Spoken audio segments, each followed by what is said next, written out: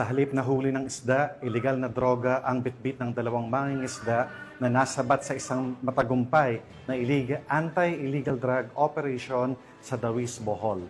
Tinatayang halos 14 na milyong halaga ng hiniinalang shabu ang nasamsam mula sa kanila.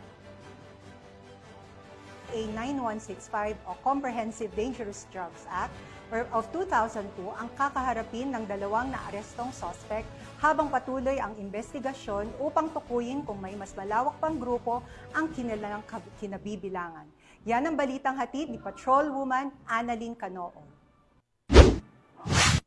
Nasabat ng mga otoridad ang halos 14 milyon na halaga na ininalang shabu mula sa dalawang mangingisda sa dinunson na bypass operation sa Purok 1, Barangay Sungkulan, Dawis, Bohol noong 10 ng Hulyo sa taong kasalukuyan. Kinilala ni Police Lieutenant Colonel Jomar Pomarejos, Hepe ng Provincial Intelligence Unit, Provincial Drug Enforcement Unit, Bohol Police Provincial Office and Suspect na si Elias Iver, 39 anyos, at ang kasamahan nito na si Bibieno, 37 anyos, na kapwa-residente ng Purok 3, Barangay Mantataw, Calapi, Bohol. Dakong 1:50 na madaling araw na ikinasa ang bypass operation. Ang pinagsanib puwera sa komparatiba ng Provincial Drug Enforcement Unit, Bohol Police Provincial Office at ang mga tauhan ng Dawis Municipal Police Station at PDEA Bohol na kung saan ay naresto ang nasabing suspect. Nakuha mula sa suspect ang 15 pakete ng inalang shabu na aabot sa 2,020 na gramo at may standard drug price na 13,736,000 pesos. Bypass money, cellular phone, weighing scale, 2 Chinese tipa, plastic cellophane at backpack na ginamit bilang lagay ng illegal na droga at isang unit motor bangka na ginamit bilang transportasyon sa sinagawang transaksyon ng illegal na droga. Kasalukuyang nasa kustodiya ng Dawis Municipal Police Station ang suspect at mahaharap sa kasong paglabag sa Section 5 and 11 Article 2 ng RA 9165 o ang Comprehensive Dangerous Drugs Act of 2002.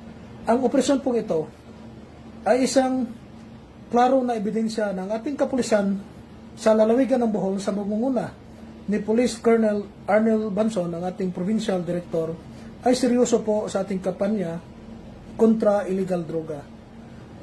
Isa po itong manifestasyon ng ating kapulisan sa Bohol ay taimtim po at dedikado po sa kampanyang ito. Maraming salamat po sa ating mga kababayan na laging nabibigay ng impormasyon at tumutulong sa ating kapulisan para po matigil na po ang paglaganap ng illegal na droga sa lalawigan ng Bohol.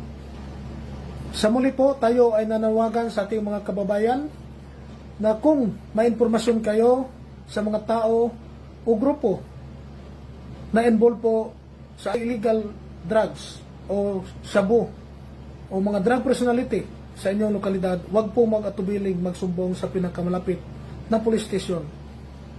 At pwede po tayong mag-dial din po sa 911 kung gusto niyo pong ma-responde ang isang krimen. Ang matagumpay na operasyon ay patunay lamang na mga kapulisan ay nagpapakita ng kanilang kakayahan, kasanayan sa pagsugpo ng iligal na droga at pagprotekta sa kaligtasan at kaayusan ng mamamayan para sa mapayapa na bagong Pilipinas. Mula dito sa Central Visayas, ako ang inyong Police News Network Correspondent, Patrolwoman Annalyn Canoo, alagad ng batas, tagataguyod ng Balitang Pulis.